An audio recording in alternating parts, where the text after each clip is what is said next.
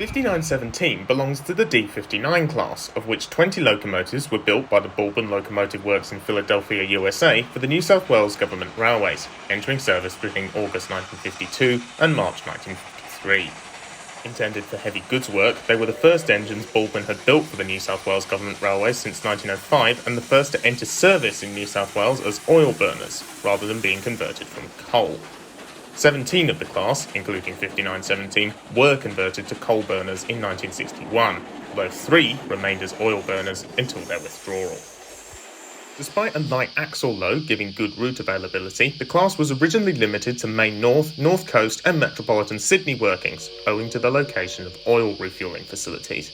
As coal burners, though, they could, and did, work all over New South Wales, including to Goulburn, Armidale, and as bank locomotives on Tumalla and Raglan banks on either side of Bathurst.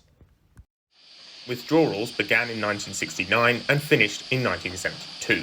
Today, 5 of the class, including 2 oil-burning examples, have been preserved: 5908, 10, 16, 17 and 20. Of these 5, 5917 is the only one currently operational, with the others either stored or on static display. With the first of our 2 history classes complete, it's back to the trains.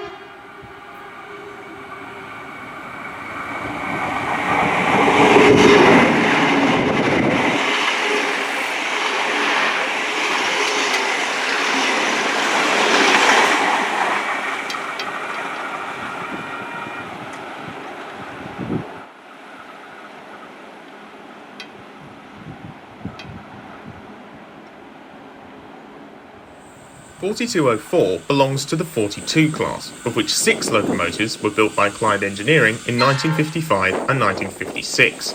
An evolution of Clyde's earlier GM class, these Bulldog diesels initially saw use on Premier Express services such as the Brisbane Limited, Southern Aurora and Intercapital Daylight.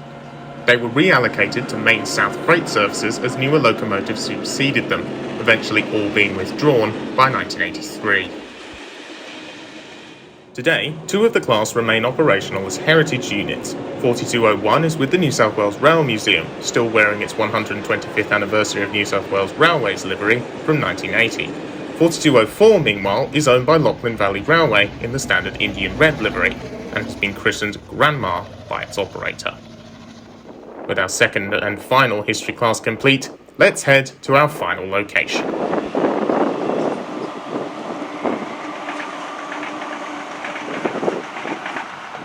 The name Woy Woy is an Indigenous Australian phrase meaning deep water. Spike Milligan, a famous British comedian who spent much time in Woy Woy where his parents lived, once said, "Which Woy means deep and which means water, I will never know." Our final location is the bridge near Woy Woy Inlet, the pedestrian bridge nearby being named the Spike Milligan Bridge in honour of the famous comedian.